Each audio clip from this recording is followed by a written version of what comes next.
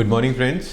आज हमारे बीच में डॉक्टर अभिजीत चौधरी जी हैं जो कि लिवर ट्रांसप्लांट एक्सपर्ट हैं। आज वो हमको लिवर के बारे में जानकारी देंगे कि लिवर क्या है, लिवर का फंक्शन क्या है और लिवर डिजीज़ के बारे में हमें बताएंगे। देखिए, लिवर शरीर का सबसे बड़ा अंग है और सबसे महत्वपूर्ण अंग है। ये शरीर के लगभग 500 फंक्शंस करता है और सबसे इम्पॉर्टेंट प्रॉपर्टी लिवर की ये है, ना सिर्फ ये अपने फंक्शंस करता है बल्कि बाकी शरीर के बॉडी फंक्शंस ठीक चलते रहें, इस चीज़ का भी ध्यान लिवर ही रखता है। और लिवर में अपने आप में रीजनरेटिव पावर बड़ी अच्छी है कि अगर लिवर में कोई ख़राबी हो तो रीजनरेट करके वो अपने आप ही उसे ठीक करने की पूरी कोशिश करता है। इसकी वजह से होता यह है कि लिवर को अक्सर इग्नोर कर दिया जाता है और दूसरा, लिवर की बीमारी जब तक सिम्टम्स के फॉर्म में आती है तब तक वो बहुत लेट स्टेज हो चुकी होती है। तो उसकी वजह से हमें जब प्रॉब्लम्स का पता चलता है तब तक एक लेट स्टेज आ चुकी होती है। अब वैसे हम देखें तो लिवर के जो फंक्शंस हैं वो अगर हम एक कंप्यूटर से कंपेयर करें तो जो CPU जैसे कंप्यूटर के लिए इम्पॉर्टेंट है वैसे ही लिवर शरीर के लिए इम्पॉर्टेंट है।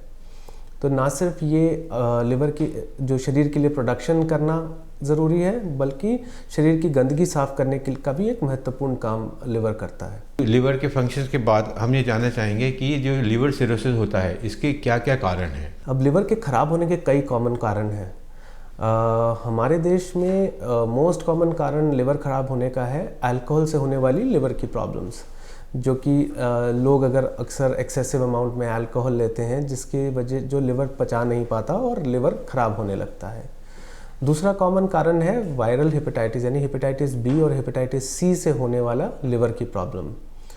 तीसरा जो कॉमन कारण जो बहुत तेज़ी से बढ़ता जा रहा है वो है फैटी लिवर डिजीज़, जो कि अल्टीमेटली लिवर सिरोसिस की फॉर्म ले लेती है, उसकी वजह से लिवर ख़राब होना।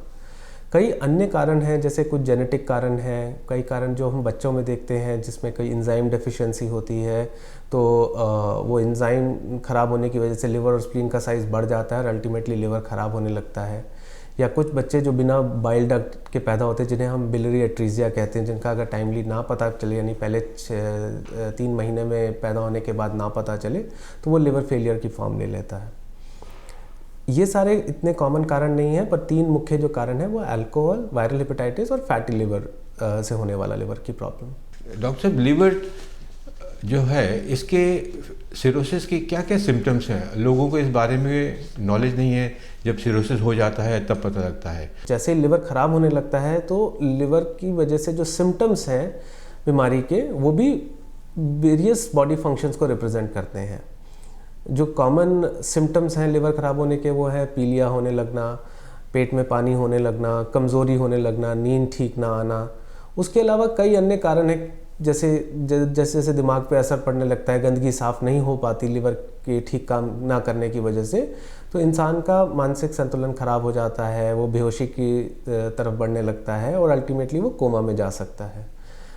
लंग्स में पानी बढ़ना शुरू हो सकता है, सांस लेने में तकलीफ़ होनी शुरू हो सकती है, मसल्स वीक होनी शुरू हो जाती हैं, बोन लॉसेस होने शुरू हो जाते हैं, शरीर का रंग काला पड़ना शुरू हो जाता है। तो ऐसे ही कई जो सिम्टम्स भी हैं कि वो बहुत ही वेरिड तरीके के होते हैं और इनको अर्ली स्टेज पे पता करना बड़ा ज़रूरी है, नहीं तो ये जानलेवा भी हो सकते हैं। लिवर की बीमारी को अगर हम अर्ली स्टेज पे डिटेक्ट कर लें तो कई सारी बीमारियां आराम से दवाइयों से ट्रीट हो सकती हैं।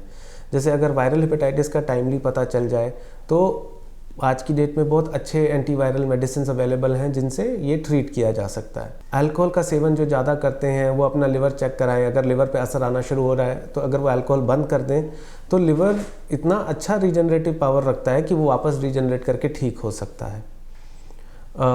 इसी तरह से जो बाकी कारण हैं जैसे जेनेटिक कारण है, ऑटो इम्यून लिवर डिजीज़ है, इसमें कुछ दवाइयां हैं, अगर इन दवाइयों का हम टाइमली सेवन शुरू करा दें तो लिवर की बीमारी अर्ली स्टेज पे ही रोकी जा सकती है। लेकिन यही अगर लिवर की बीमारी लेट स्टेज पहुंच जाती है यानी सिरोसिस का लेट स्टेज पहुंच जाती है या लिवर कैंसर डेवलप हो जाता है तो उस सिचुएशन में सर्जरी यानी लिवर ट्रांसप्लांट के अलावा हमारे पास कोई और ऑल्टरनेटिव नहीं है। इसका ट्रीटमेंट क्या है और ये कहाँ तक सक्सेसफुल होता है? क्योंकि बहुत सारे लोग ये कन्फ्यूज़न में रहते हैं कि इसमें अगर हम इसको ट्रांसप्लांट कराएंगे या जो भी प्रोसीजर है उसमें कुछ कॉम्प्लिकेशंस तो नहीं आएंगे, इसके बारे में थोड़ी जानकारी दीजिए। लिवर ट्रांसप्लांट को लेके कई लोगों के दिमाग में मिथ है कि पता नहीं सक्सेसफुल है कि नहीं है। इसके बारे में मैं कहना चाहूँगा, लिवर ट्रांसप्लांट आज की डेट में बहुत सक्सेसफुल प्रोसीजर है। ये एक्सपेरिमेंटल नहीं है, ये एक्सेप्टेड प्रोसीजर है वर्ल्ड वाइड, जिसमें 95% सक्सेस रेट है। एंड जिन लोग ऐसे भी हैं जो 30 साल 40 साल हो चुके हैं जिनको लिवर ट्रांसप्लांट कराए हुए और एक नॉर्मल ज़िंदगी लीड कर रहे हैं, तो नॉर्मल लाइफ में इंसान वापस आ जाता है 3 से 6 महीने में, और उसके बाद नॉर्मल लाइफ लीड करता है लिवर ट्रांसप्लांट के बाद। डॉक्टर साहब ये बताइए कि लिवर ट्रांसप्लांट जो होता है वो कैसे होता है, लिवर कहाँ से प्रोक्योर किया जाता है, या उसके लिए what is the procedure? Liver transplant में एक चीज़ इंपॉर्टेंट है कि डोनेशन जो है वो 2 तरीके से होती है। या तो कोई एज़ पर इंडियन लॉज कोई फैमिली मेम्बर डोनेट कर सकता है, या कोई व्यक्ति जो ऐसी स्थिति में है जो ब्रेन से डेड हो चुका है, वो उसके फैमिली मेम्बर की रजामंदी से वो अपने अंग दान कर सकते हैं, जिनसे कई लोगों की ज़िंदगी बचाई जा सकती है।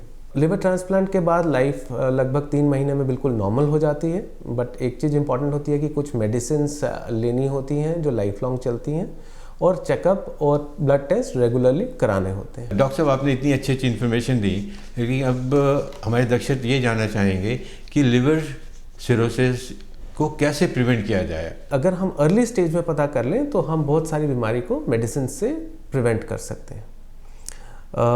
एक चीज़ और मैं हाईलाइट करना चाहूँगा कि लिवर की बीमारी को काफ़ी सारे तरीक़ों से हम बचा भी सकते हैं।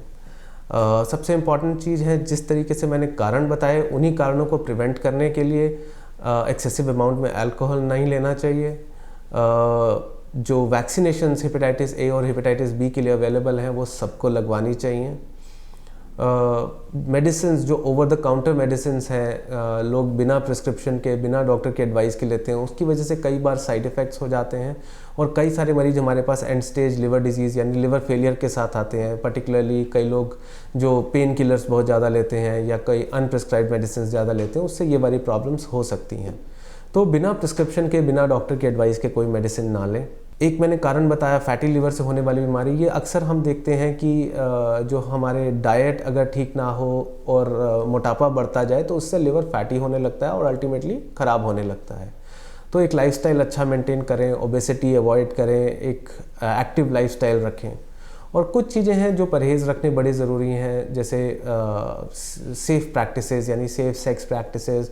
बार्बर शॉप पे जा रहे हैं तो मेक श्योर करें कि नीडल शेयरिंग ना हो या ब्लेड शेयरिंग नहीं हो रहा हो। और बाकी डे टू डे लेवल पे मेंटेन हाइजीन अच्छा मेंटेन करें ताकि लिवर के ऊपर कोई बीमारी ना आ सके। थैंक यू डॉक्टर साहब, आज आप आए और हमारे दर्शकों को आपने लिवर के बारे में बताया। इसके साथ हम इसी सीरीज़ में डिफरेंट सब्जेक्ट्स पे, डिफरेंट टॉपिक्स पे डिफरेंट सीनियर डॉक्टर्स को लेके आएंगे और आपको हम लोग डिफरेंट सब्जेक्ट्स पे आप लोगों को उसके बारे में बताएंगे कि आप उसमें क्या कर सकते हैं अपने आप को सेव करके।